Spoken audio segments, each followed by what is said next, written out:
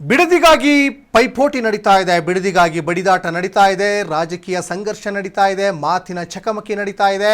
ಈ ಎಲ್ಲ ಬೆಳವಣಿಗೆಗಳ ನಡುವೆನೇ ಸಾಂಪ್ರದಾಯಿಕವಾಗಿ ಸಾಂಕೇತಿಕವಾಗಿ ರೈತರಿಗೆ ಚೆಕ್ ವಿತರಣೆಯನ್ನು ಸರ್ಕಾರ ಮಾಡೇ ಆಗಿದೆ. ರೈತರು ತೀವ್ರವಾಗಿ ವಿರೋಧವನ್ನು ವ್ಯಕ್ತಪಡಿಸ್ತಾ ಇದ್ರು. ಕೆಲವು ರೈತರು ಇದಕ್ಕೆ ಸಮ್ಮತಿಯನ್ನು ಕೊಟ್ಟಿದ್ದಾರೆ. ಆ ನಿಟ್ಟಿನಲ್ಲಿ ಬಿಡದಿ ಟೌನ್ಶಿಪ್ ವಿಚಾರ ಎಚ್ ಡಿ ಕುಮಾರಸ್ವಾಮಿ ವಿರುದ್ಧ ಸಿಎಂ ಈಗ ತಿರುಗೇಟನ್ನು ಕೊಟ್ಟಿದ್ದಾರೆ.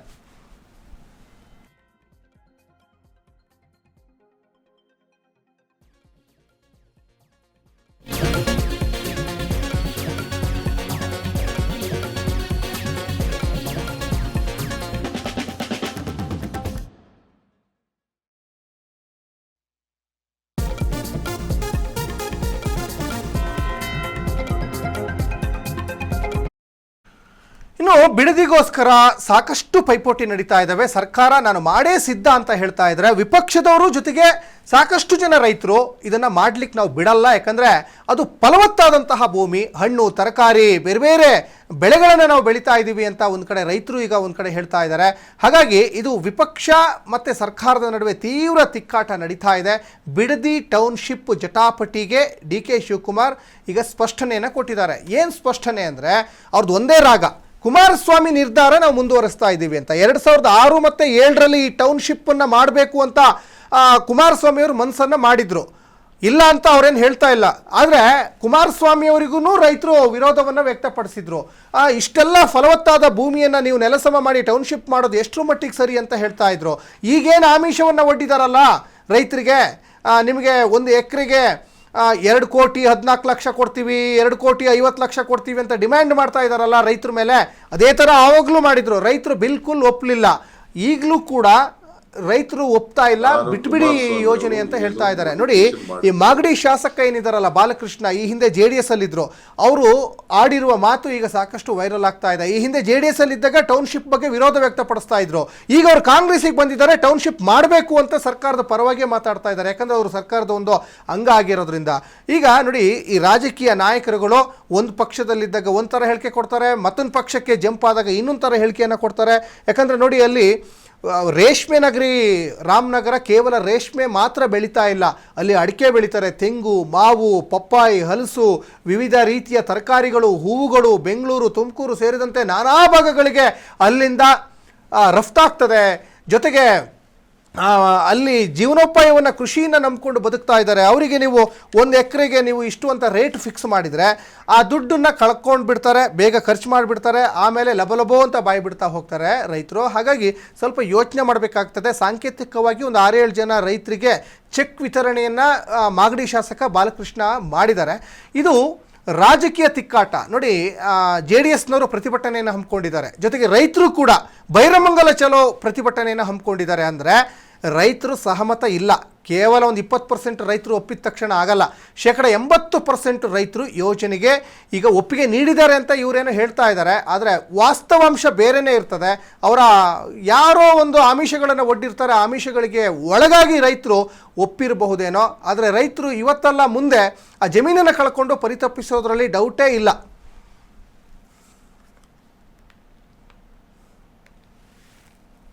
ಅದಕ್ಕೂ ಉತ್ತರ ಹೇಳಿ. ಯಡಿಯೂರಪ್ಪನವರು ಅದನ್ನ ಮುಂದುವರಿಸಿದಾಗ ಯಾಕೆ ಅದನ್ನ ಇವ್ರ ಕಾಲನೇ ಇತ್ತಲ್ಲ, ಇವ್ರಿಗೇನೆ ಡಿನೋಟಿಫೈ ಮಾಡಕ್ಕೆ ಅವಕಾಶ ಇತ್ತಲ್ಲ.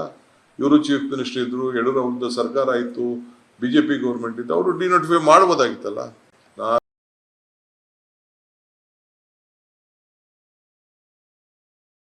580 ಎಕರೆನೋ ಏನೋ ಅಕ್ವೈರ್ ಮಾಡ್ಕೊಳ್ಳೋದು, ಜನ ತಗೊಳದ್ನೇ ದೊಡ್ಡದು, ಏನು ದೊಡ್ಡ ಪ್ರಚಾರ ಮಾಡ್ಕೊಂಡು ತೋರಿಸ್ತಾವ್ರಲ್ಲ.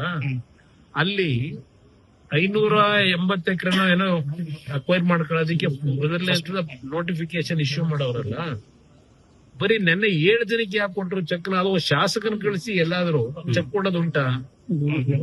ಈ ತರ ಯಾವ್ದಾದ್ರು ಈ ತರ ಕೊಟ್ಟಿರ್ತಕ್ಕಂಥದ್ದು ಹಿಂದೆ ಭೂಸ್ವಾಧೀನ ಆದಾಗ ಶಾಸಕರುಗಳ ಅಧ್ಯಕ್ಷತೆಯಲ್ಲಿ ಅದೇಂತ ದೊಡ್ಡ ಇದಿಟ್ಕೊಂಡು ಕೊಟ್ಟಿರೋದು. ಇವತ್ತು ಫೋಟೋ ನೋಡಿದೆ, ಶಾಸಕರುಗಳು ಚೆಕ್ ಕೊಡ್ತಕ್ಕಂತ ಒಂದು ವ್ಯವಸ್ಥೆ ಹೊಸದಾಗಿ ಏನ್ ಶುರು ಮಾಡಿದ್ದೀರಿ? ಏನ್ ಶಾಸಕ ತಗೊಂಬಂದು ಮನೆಯಿಂದ ಕೊಡ್ತಾವ್ರ? ಸರ್ಕಾರದ ಅಧಿಕಾರಿಗಳು ಯಾವ ರೈತರುಗಳು ಭೂಮಿ ಕೊಡ್ಲಿಕ್ಕೆ ತಯಾರಾಗಿದ್ದಾರೆ, ಅಲ್ಲಿ ಜಿಲ್ಲಾಧಿಕಾರಿ ಕಚೇರಿನಲ್ಲೋ ಇಲ್ಲ ಭೂಸ್ವಾಧೀನದ ಒಂದು ಅಧಿಕಾರಿ ಏನಿರ್ತಾನೆ ಅವನ ಕಡೆಯಿಂದ ಇವೆಲ್ಲ ಆಗಬೇಕು. ಈಗ ಶಾಸಕರನ್ನ ಕಳಿಸ್ಬಿಟ್ಟು 7 ಜನಕ್ಕೆ ಚೆಕ್ ಇಶ್ಯೂ ಮಾಡಿದೀವಿ ಅಂತ ಹೇಳಿದ್ದಾರೆ. ಅಲ್ಲಿರೋದು ಎಷ್ಟು ಜನ ಅಂದ್ರೆ ಟೆಂಪ್ಟ್ ಮಾಡೋದು ಹೇಗೆ ಅನ್ನೋದಕ್ಕೆ 2,30,30,000 ಈಗ 2,30,00,000 ನಾನು ರೈತರಿಗೆ ಹೇಳೋದು, ಯಾರು ತಗೊಂಡಿದ್ದೀರಿ ಚೆಕ್ನ, ಕಾಂಗ್ರೆಸ್ನವ್ರು ಇರ್ಲಿ ಯಾರೇ ಇರ್ಲಿ, ಆ 2,30,00,000 ಚೆಕ್ ತಗೊಂಡ್ರೆ ನಿಮಗೆ ದುಡ್ಡು ಖರ್ಚು ಮಾಡಿದ್ರೆ ಬ್ಯಾಂಕ್ ಅಲ್ಲಿ ಇಡ್ತಾರೆ ಅಂತ ಇಟ್ಕೊಳ್ಳಿ. ಆ 2,30,00,000 20 ವರ್ಷಕ್ಕೆ ಅವ್ರಿಗೆ ಎಷ್ಟು ದುಡ್ಡು ಸಿಗಬಹುದು ಬಡ್ಡಿ ಬ್ಯಾಂಕ್ ಅಲ್ಲಿ ಇಟ್ಟರೆ ಸರ್, ಇದನ್ನ FD ಗಿಟ್ಟು ಒಂದ್ 40 ಲಕ್ಷ 50 ಲಕ್ಷ ಸಿಗಬಹುದು. ಅದೇ ಲ್ಯಾಂಡ್ ಅನ್ನ ಹಾಗೆ ನೀವು ಇಟ್ಕೊಂಡ್ರೆ, ಈಗ 2,20,00,000 ಏನು ಕೊಡ್ತೀವಿ ಅಂತಾರೆ, ಅದು 20 ಕೋಟಿ ಆಗುತ್ತೆ ಆ ಲ್ಯಾಂಡಿನ ವ್ಯಾಲ್ಯೂ. ಹಾಗೆ ಇಟ್ಕೊಂಡ್ರೆ ನೀವು ಆ ಜಮೀನ. ಅದರಿಂದ ನಾನು ರೈತರ ಭಾವನೆಗಳೇನಿದೆ, ಪಾಪ ಇವರೇ ಮುಖ್ಯಮಂತ್ರಿಗಳು ಸಿದ್ದರಾಮಯ್ಯನವರು ಇವರೆಲ್ಲ ಭಾಷಣ ಮಾಡವ್ರೆ, ಇವರೇ ಶಿವಕುಮಾರ್ ಅವರೇ ಮಾತಾಡವ್ರೆ.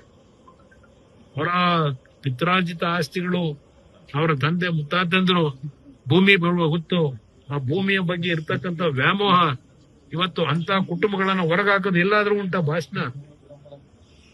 ಈಗ ಇವ್ರು ನೀವೇನಪ್ಪ ಮಾಡ್ತಾ ಇದೀರಿ? ನಿಮ್ಮೆಲ್ಲ ಏನೇನು ಮಾತಾಡಿದಿರಿ ಅದು ಈಗ ಒಂದ್ ಕಡೆ ಇರ್ಲಿ. ಈಗ ಏನ್ ಮಾಡ್ಲಿಕ್ಕೆ ಹೊರಟಿದ್ದೀರಿ? ಅವತ್ತೇನ್ ಹೇಳಿದಿರಿ ವಿಧಾನಸಭಾ ಕಲಾಪದಲ್ಲಿ?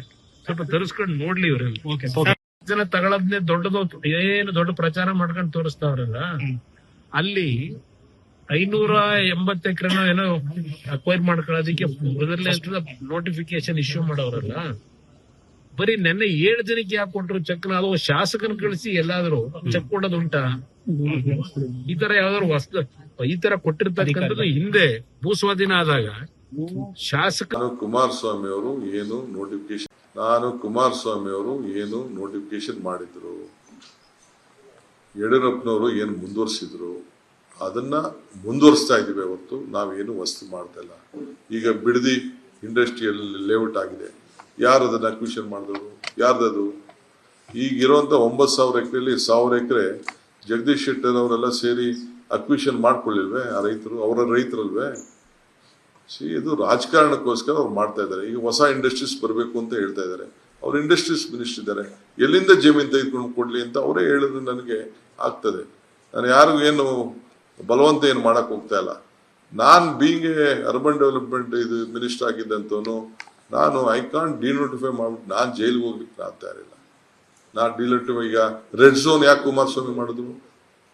ರೆಡ್ ಝೋನ್ ಅಂತ ಯಾಕೆ ಕುಮಾರಸ್ವಾಮಿ ಅವ್ರು ಮಾಡಿದ್ರು? ಅದಕ್ಕೆ ಫಸ್ಟ್ ಉತ್ತರ ಹೇಳಿ. ಯಾಕೆ ನೋಟಿಫಿಕೇಶನ್ ಮಾಡಿದ್ರು? ಅದಕ್ಕೆ ಉತ್ತರ ಹೇಳಿ.